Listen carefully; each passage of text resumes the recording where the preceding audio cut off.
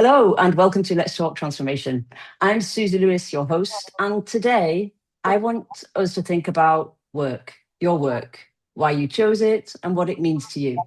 You accepted that job, you started your business, you accepted that promotion for a reason. Maybe it was freedom, maybe it was impact, maybe both. But maybe you just had something to offer the world and couldn't imagine doing it inside somebody else's organization anymore. Or you had something to give that was bigger than the job you were actually doing. And then, somewhere between client emails, invoicing, social media, departmental meetings, and the scheduling, and the thing that broke your website, you looked up and thought, this is not what I signed up for. So, my guest today knows that feeling. And more importantly, she knows the way out. Joanna Zhang is the founder of the Operations Genius, and she has built her entire business around one idea that when you stop drowning in the doing, you can finally get back to the leading. Joanna, welcome to the show. Oh, thank you so much, Suti. That's lovely introduction and a lovely, unpack this topic. And I'm so looking forward to spending this time with you and audience. Yeah, me too. And what I love, Joanna, and what my listeners and you are about to discover is that for Joanna, this was never just about creating better tools or better systems. It started with a much more personal question. Who do I actually want to be as a leader? And this is where, for me, this conversation gets really interesting. So, today we will look at how we get our time back, how to build a system that works for us, and more importantly, the inner leadership game we need to stay above the overwhelm and work on something that brings us joy and also allows us to be successful. Joanna, you describe your leadership journey as moving from being a title leader, in inverted commas, to becoming a Yes. serving and spiritual leader. That's a huge shift. Can you tell us more about that and how did that transformation start for you? Right. Okay. I think I will start from the title leader stage. And then Yeah, interestingly, when I start my business, I didn't even think about leadership this word at all. I was just drowning in my own interesting. task, right? And I Yeah. I need to sort it out solution for myself. And you mentioned about many reasons we start a business. My one is literally something that I had a challenge and I need to figure out solutions and I need to roll out. So Yeah. literally for my business, that at the time I built everything and built a star team around me to help my business operations behind scenes. But at the time I was a title leader is because whenever I communicate with the team, and I was in this. I can still remember now at the time I was very forceful and controlling because I need a lot of security. I was controlling Mhm. freak and perfectionist at the time. There's a little things I need to I, pick I, up and the I think things there are I don't many want to make. people. Yeah, I don't want to make mistakes. I can still remember when I'm talking to them, I have a tone of like I'm the founder, I'm the director, you listen to me. That's the instruction bank. That's it. And when they come back, if something is not according to what I expected, why is that? Mm, Kind of blame type of tone. So and then one of the girl is very interestingly, one of the girl at that time worked for me and then left the business because her own family situation. After a few years, she came back. She said, "Oh, Joe, you actually changed a lot." which is That nice, nice to hear. No? now at the time I realized after a few years initially when I actually dealing with my team communicating with my team with that way, I certainly will upset certain people, right? And also Hmm. there'll be frustrations or conflict creating, and I wasn't happy either, and they wasn't happy, and people will leave, this and that. So after some time, I realized I need to change my way, and I Mm, feel like I should really stand on their shoes to start to think about something, and also give them support, right? Find of out the course. resources to support them. Yeah, so Mm, I think after a few years, I transitioned from title leader into a serving leader by really literally in the pod playing and working and finding out the challenges, gradually transfer into a serving leader. And that's one actually after transfer that girl came back. That's why she said you had a lot of change, right? So yeah, and I realized that my communication style delegation skill has really changed because of mm, I had a lot of challenge when I was in the title leader phase. of Okay, course. so serving leader to spiritual leader, there's another interesting journey.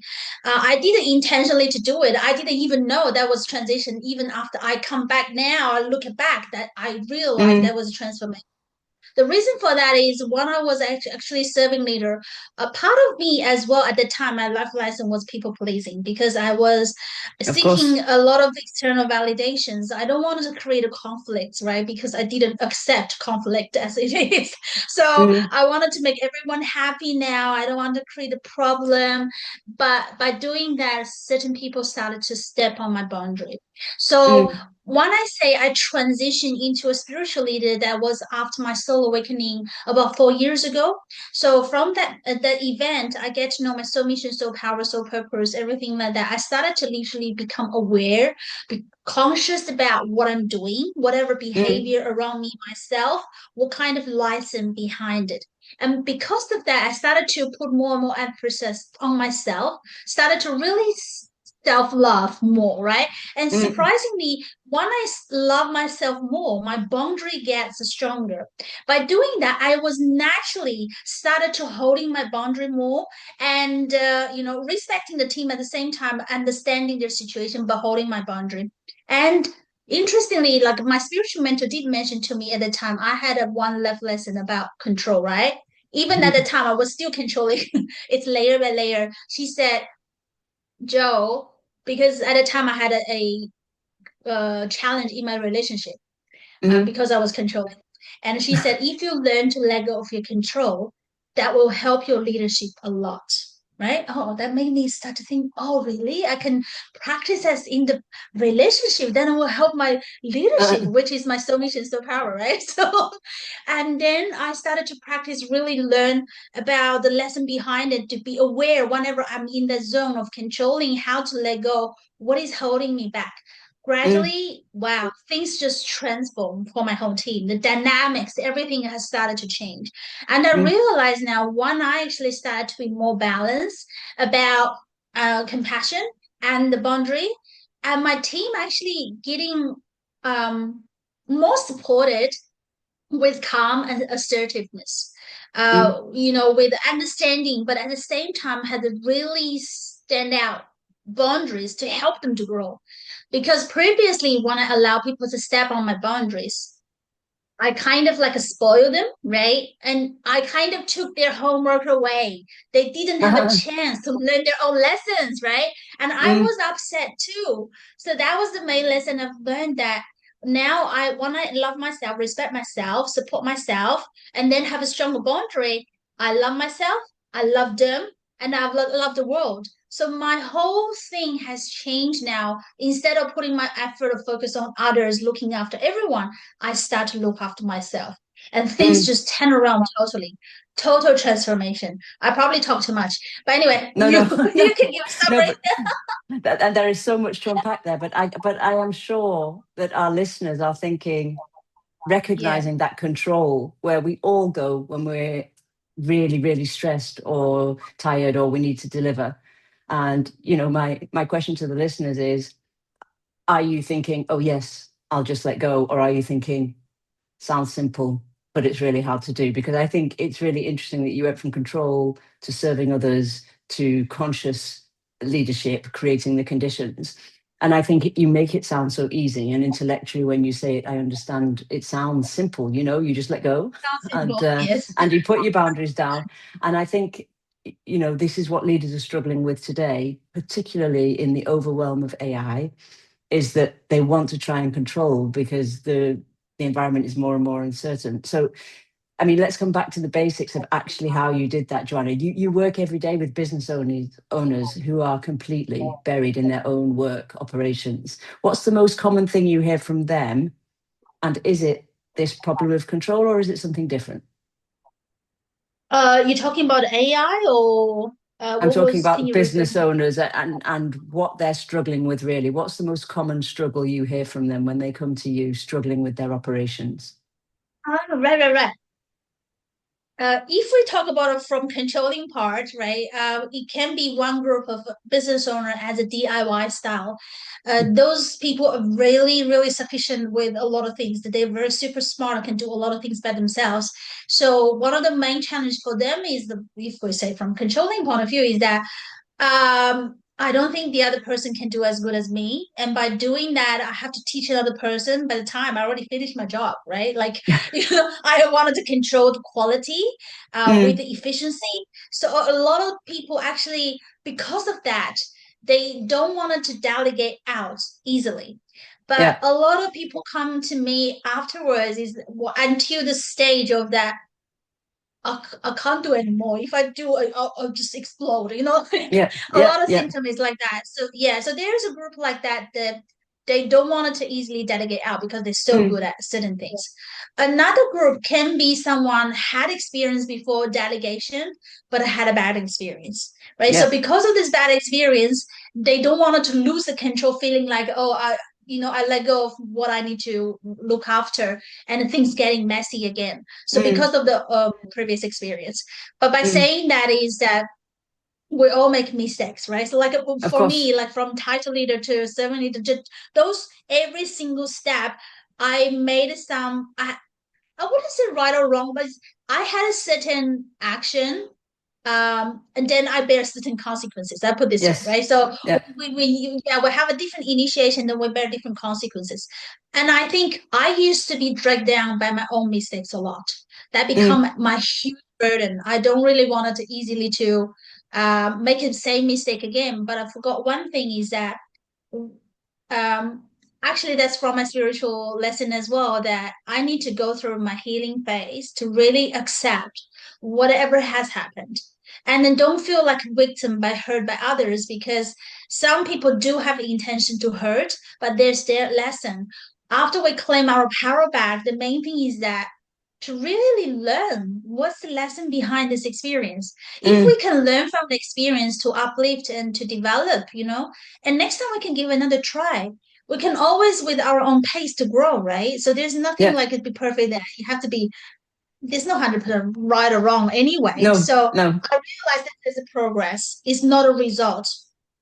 I was attached to the result too much. I feel Mm, like that's the standard, that's the definition of define who I am. So, and yes. I realized that's totally not the case. It's No. just part of the journey. Yeah. So since I started to really let go control those parts, I started to really regain my power Mm, back. Yeah, let mm. go too far. But anyway, those are the two common uh part about the controlling part. Yeah. Yeah, and it's Mm-hmm. if I come back to it, it's all a question of identity, isn't it? Because you've Mm-hmm. just said, a lot of leaders are in the I am my results. So, I am what I deliver, and I can't step over that. And the other one is I have exacting standards, and only I can do it to my standard. And I think, which stops us delegating. It stops us also opening up to different opportunities. And this is what I call the sort of, I'm going to call it the inner game of operations, Joanna. So your inner game of operations, you've spoken about self-awareness, and you've spoken about this inner work as the foundation of how you now lead. How did you go about setting up that practice? Because I hear you, and it's easy to think, oh, I understand what Joanna's saying. I'm going to do that. I'm going to step back. I'm going to let go. But it doesn't happen as smoothly as that, does it? So, how do you help leaders navigate that? I know you have practical toolkits in your guides and things, but if you had to lay it out for our listeners, Joanna, how would you start thinking, I need to step back from my results and I need to get myself into a place where I can actually start contemplating letting go? Yeah, yeah. I want to share the methodology from a spiritual mentor, though. Actually, I believe everything is really kind of relate or resonate with each other. So it's similar as any of our life lessons. I think every single thing we experience, the very first step is a decision. Yep. It's our decision first, because a lot of times things actually holding us back, this and that. We can find out so many excuses and Mm, not to do it is because internally we really haven't really made decision that I wanted to delegate. right? I Mm, wanted to really reduce my burden. I really don't want to become a bottleneck anymore. Like that kind of decision is like the first layer that we need to give us the courage as a second step to move out, right? mm, So after decision is the really courage is I used to think courage is say I can do it, but realize from my spiritual lesson is that the true courage is not just by talking, is accompanied with action. So by mm-hmm. saying that I can do it, I really need to take some action to show it I have the true courage.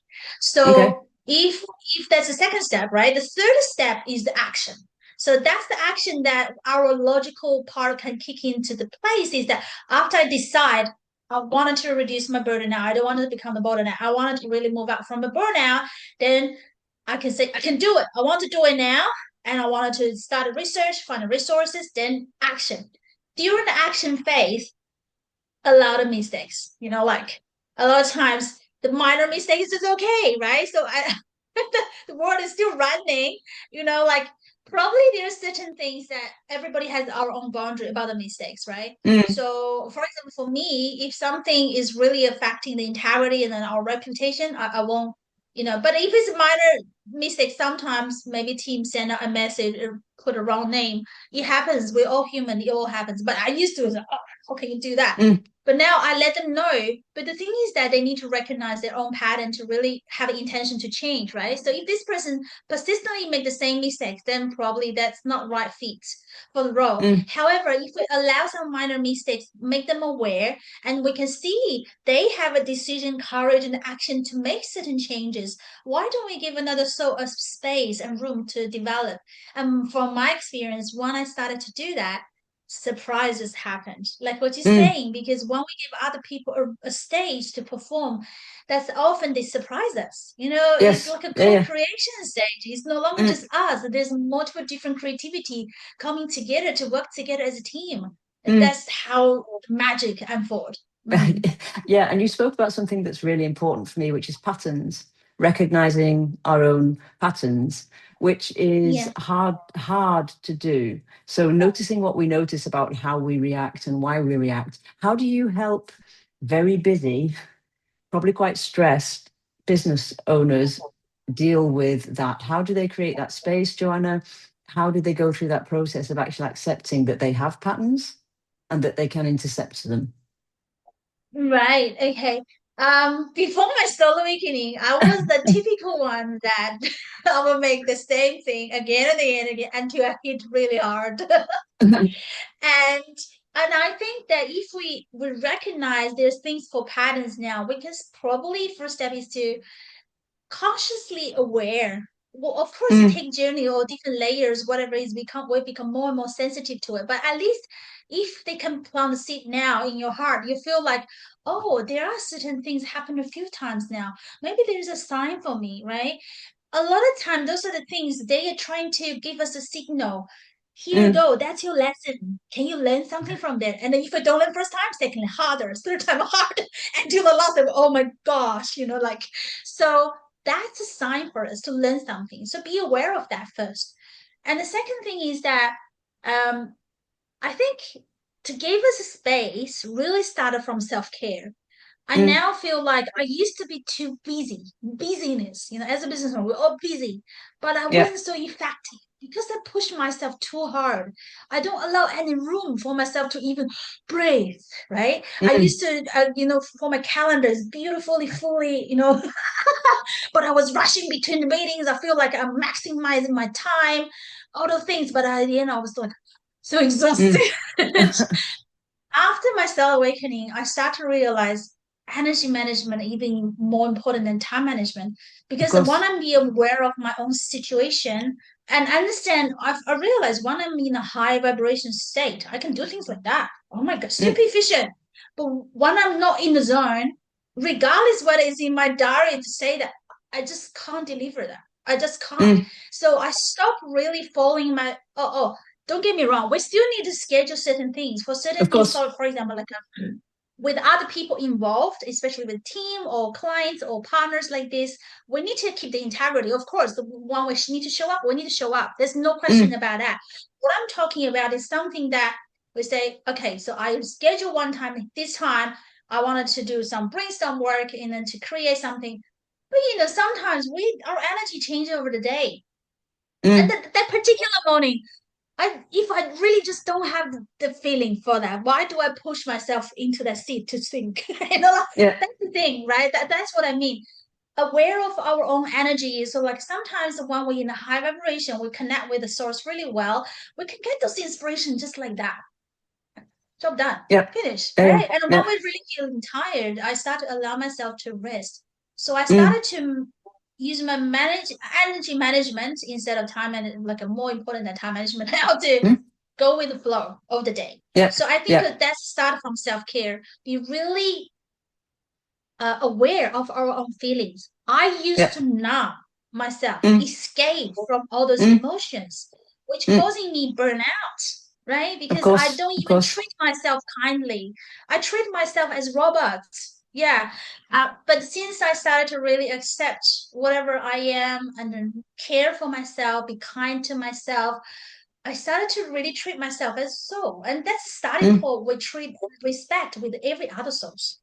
And that's how we Yeah. can lead other people too, right? Without Of leading course. ourselves, how can we lead others? Hmm. No, of Yeah. course. And I think one of the things, the questions I always ask leaders is around energy management. You cannot regulate other people's energy until you can regulate your own.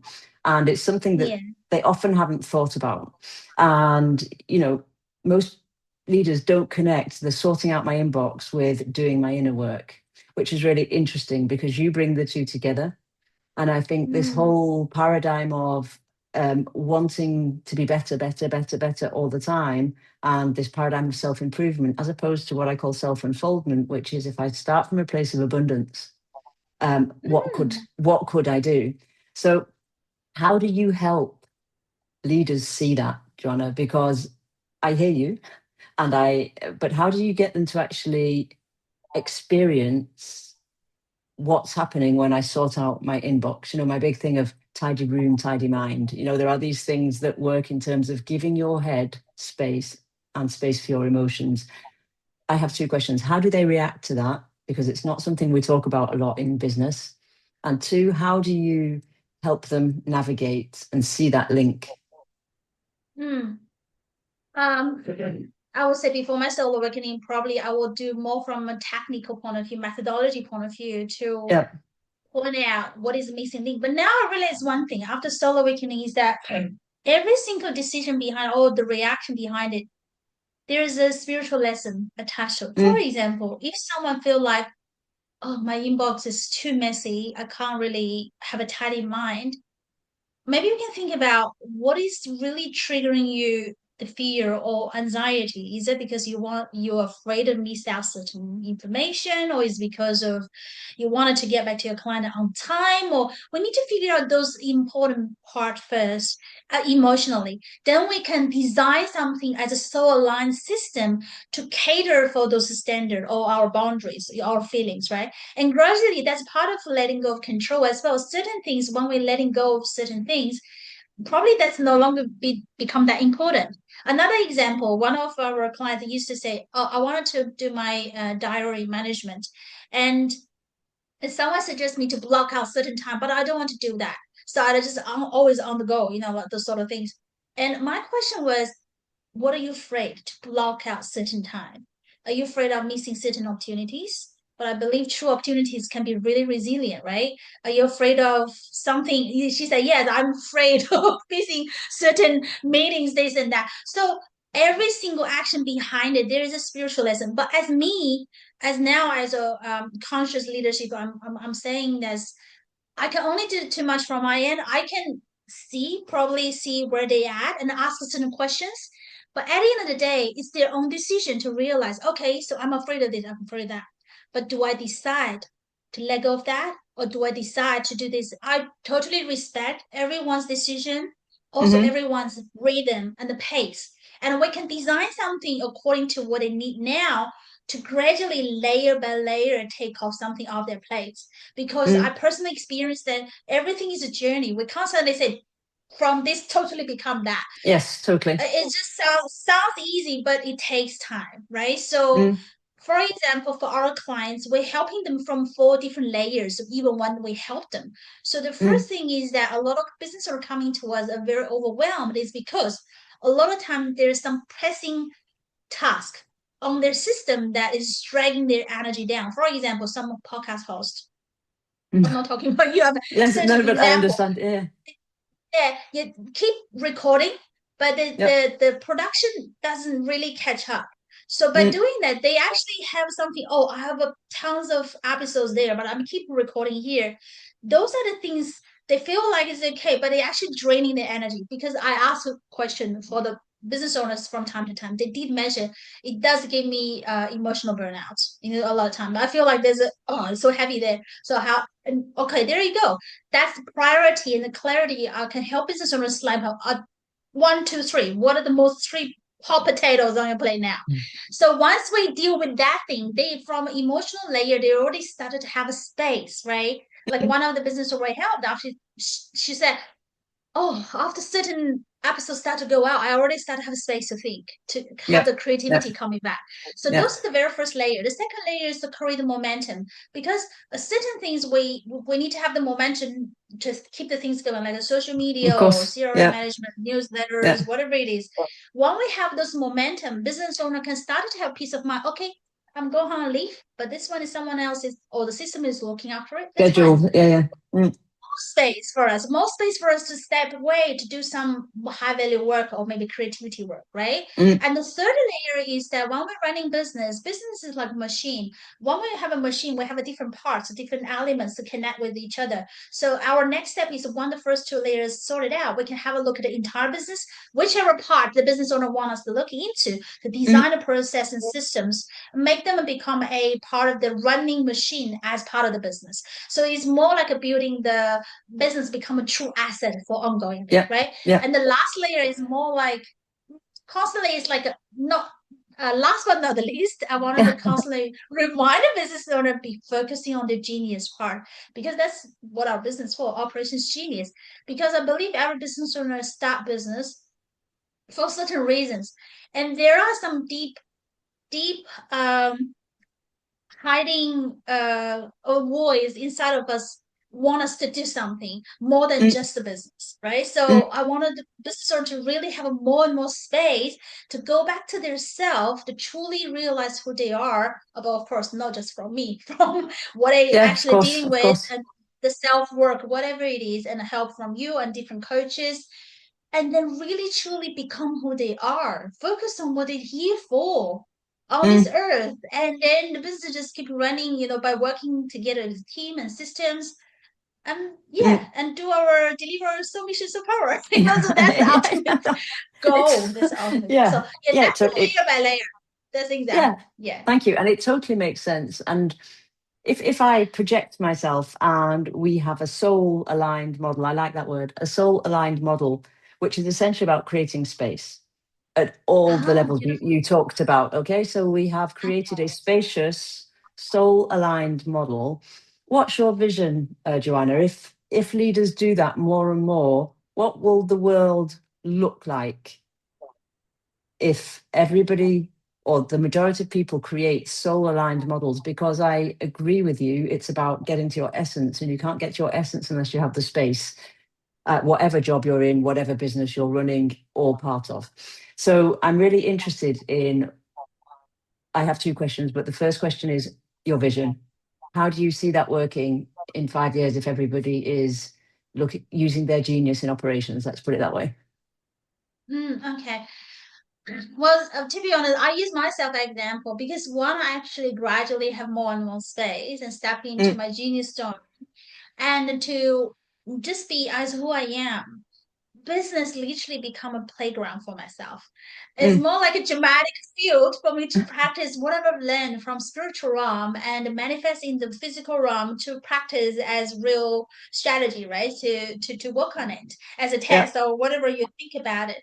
So it could become fun and a lot yeah. of energy, Mm, creativity, and we are just here, just so happy, like it's that kind of feeling, And yeah, if we absolutely. actually, we actually in this kind of state, we're all talking about vibration change for the entire Earth. Like we're from Yes. 3D even to 5D. There's new Earth, old Earth, and I believe in that state is the energy from heaven.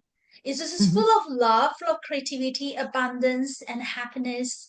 That's the energy from heaven. So if there Yeah. are more and more of that, we certainly will uplift the whole vibration of the entire planet, right? So if we So, start yeah. from ourselves, yeah. So Yes. that's Yeah. my Yeah. vision. Is like true ripple effect to create that, but it's starting from us as a leader. Yeah. Mm. Yeah. And I love the idea of vibrating resonance. So I'm a big believer in that people who are like-minded resonate on the same frequency. Doesn't mean they think the same thing, but they are resonating on the same energy frequency. What Where do you place AI, Joanna, in this picture? Because I know Mm. it's a big question, but it's now more and more part of our world and will remain part of our world. And it's going to take even more and more space to come back to your spacious discussion. So, what is your advice around how we should use AI and what it can bring to the mix? Mm. Well, for that, actually, I am a true believer and heavily emphasize on the teamwork with the AI together. Mm, mm, So some people may against the AI as the enemy. Some people maybe just treat it as a tool and leverage to earn more money or be faster, mm, quicker, whatever it is. mm. But I think everything is double-edged sword. Like a knife they can cook food, they can also hurt other people, right? I think Yeah. it depends on us as a business owner, looking at acceptance about AI as existing in our world, but how we use it is our own intention. Do we use it as literally just from fear or desire, earn more money, or afraid that people will get over us, like we get outdated, or we're coming from love is that they can really help us to create more space, reduce some repetitive part or give us more space to create for the creativities and work together with the team. Even team members, they can get more the space out, right, for self-care, Mm, self-love, and self-abundance and creativities. So if it come depends on what how we look at it. I wanted to share one story of my own blockage, the shift transformation mm, because of the intention change, because I used to do my business as a start from fear and desire, right? mhm. I used to do my business transactionally. When I look at people, I look at dollar sign, to be honest with you. So I tried so much. I was masculine doing a lot of things and learned too many strategies, but I always felt there's a blockage in my business. I didn't know what Mm. it was. And actually one year we actually went with my spiritual mentor and brother sisters. We went to Grace has a retreat.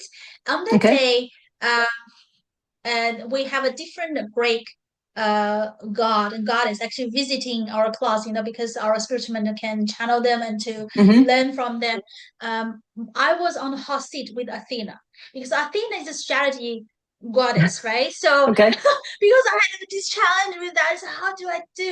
And Athena did mention one thing, and also the spiritual mentor summarizes that for me, it's not a strategy issue.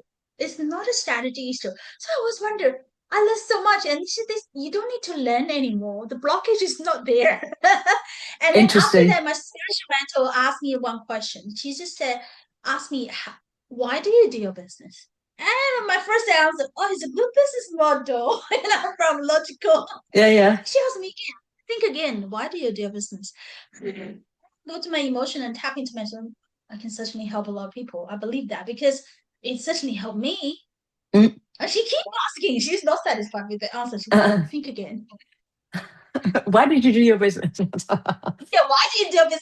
So I literally write out the answers. I just know there is a right answer. I know unconditional love. But I know there's a right answer because from information I know it's from love. However, my reaction make me surprised because as soon as I say it's because of unconditional love, I was in tears. Mm. That's the resonance of my soul, remembering something why I'm here for. When I talk about it now, I'm even still emotional because, Yes. and then my spiritual mentors just said, there you go. Your soul knows the answer.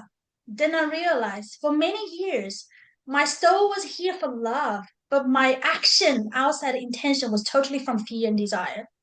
So since then, I made a decision. I made a decision to change my intention. From now on, whenever I do my business, my intention is from love and care. So now, if I want to communicate with anyone, connect with them as a soul, I look at their problem as my own problem, figure out the solutions, helping them from different aspects to empower to grow. So by doing that, it's magic just happened. I don't Mm, even as hard work as before. Don't get me wrong. I mean, the action wise, do that too much.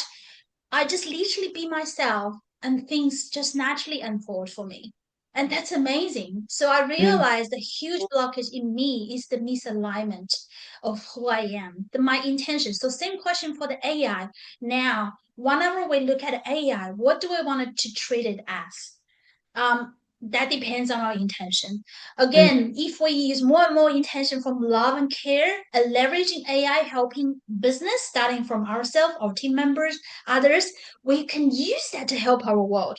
But of Of course. course, there's a lot of different ways, different souls could use different ways to use Mm, AI. mm, mm. Same as this world, there's a war, there is a Yeah. hatred, there's resentment, the the harm things are always there. By doing that, interestingly, I want to share with you because you will resonate with that. Today Uh, we had a soul awakening for one of our soul brothers. His soul mission is around to recognize there is a harm in the world, but also let the world know we should not do harm, right? But mm. at the end of the day, no harm or the justice or love can overcome the harm things. So it's more like we recognize both things are existing. It Yep. depends on our own choice, which side we're gonna choose, and then just And be it, ourselves. yeah, and it's a choice, isn't it? And it's agency that we all have. And words like love and care, we don't link them to business very often. And I think that's a big opportunity. And, my two questions to the listeners would be, where is your intention? And where are you coming from? Are you coming from desire, fear, and a need to deliver, or are you coming from your bigger purpose? And I believe I share with you, Joanna, as you thought I might, that everybody has a bigger purpose, but to get to it, we need space, of course, as you said. So, and I think I love the double-edged sword idea, because a lot of people feel it's being imposed. But what I'm taking from our discussion is, yes, it is being imposed on the world, but you also have agency to decide your intention, how you use it, and get some curiosity about how it can actually augment the space in your life. So that you can, Hmm. 'cause if I look at your four levels, Yes. it could be used at some levels to look at workflows. If I take my, podcast production process, there are things it can streamline quite easily. So yeah, super. Thank you very much. I have one last question for you before your Sure. call to action to our listeners. What is the most transformative thing, Joanna, you have ever done? You've done a lot of transformation. The one I mentioned just now, that can be one of the major transformation. Yeah, Intention. Yes, since yeah, then I started really be aware of every intention. Thus, it's not just about the business. of When I'm course. dealing with others or do everything, what is my intention? So that's Mm, a huge transformation. But another transformation can be when I shift my attention from external gradually back to internal.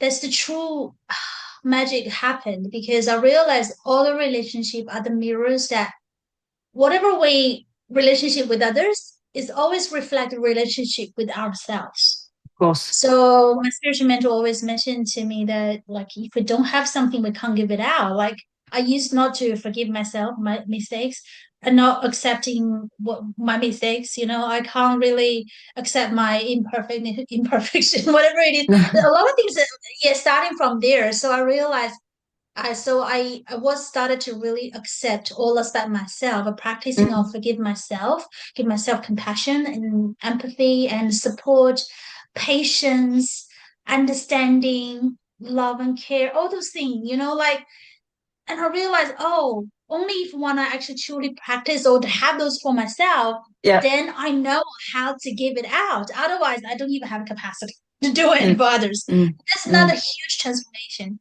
Yeah. And as mentioned, because of that, I have a stronger boundary, also stronger support from myself. It started becoming balanced as a part of the leadership, as a spiritual leadership part. Yeah, so there's quite a few transformation as you mentioned, but I believe you can summarize into whatever you Yeah. want. Yeah, you took it Yeah. from there. And that's very powerful. And I'm just going to let that land with our listeners. And while that lands, Joanna, I have one final question for you. What would your call to action be for our listeners who are thinking either maybe I need to understand how to let go? Oh, I've had a light bulb. I realize why I'm so exhausted. Or who are listening thinking, that sounds interesting. Where do I start? I believe everyone who actually come into this podcast maybe has some inspirational connection or something with that word transformation.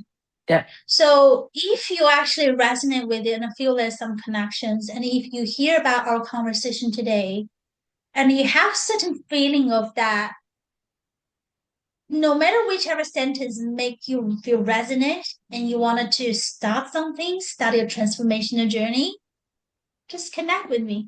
Simple as it is. I think Super. everything has a starting point. Yeah. Totally. My asking, and I'm not sure what I share with you. I started wanting to become a podcast guest and speaker later last year.